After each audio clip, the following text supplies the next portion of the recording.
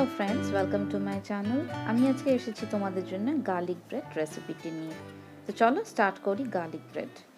ফার্স্টে আমি এখানে নিয়ে নিয়েছি দুটো ব্রেড স্লাইস, কিছুটা অরিগানো, কিছুটা বাটার, নিয়ে নিয়েছি 1 টেবিল স্পুনের মতন পেপার পাউডার, আর নিয়ে নিয়েছি আমি গ্রেটেড গার্লিক।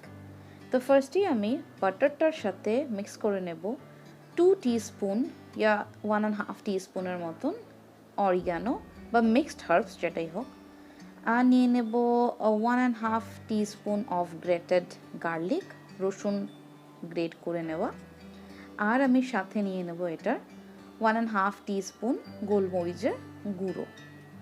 নিয়ে আমি এটাকে খুব ভালো করে বাটারটার সঙ্গে মিক্স করে নেব।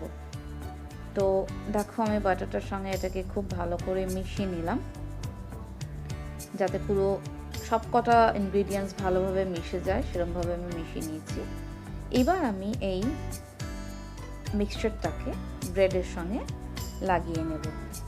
তো ব্রেডের আমি দুটো সাইডেই বাটারের মিক্সচারটাকে লাগিয়ে নেব, স্প্রেড করে নেব একটা স্প্যাচুলার সাহায্যে। তারপর আমি এটাকে এরকম করে স্প্রেড করে নেব। এরকম করে স্প্রেড করে নিয়ে আমি দুটো সাইডেই ব্রেডের দুটো সাইডেই বাটার মাখিয়ে নেব। মাখিয়ে নিয়ে আমি তাওয়াটাকে খুব ভালো করে গরম করে নেব।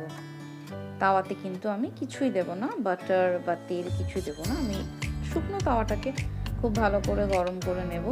তারপর আমি ব্রেড দুটোকে কড়াভাবে ভেজে নেব, কড়াভাবে না, মানে জাস্ট লাল লাল হয়ে যাবে সেরকমভাবে ভেজে নেব। হয়ে গেল আমার ব্রেডটা কড়াভাবে ভাজা।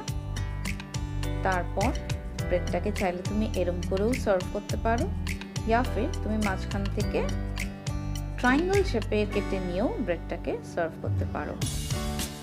তো রেডি আজকে আমার গার্লিক ব্রেড।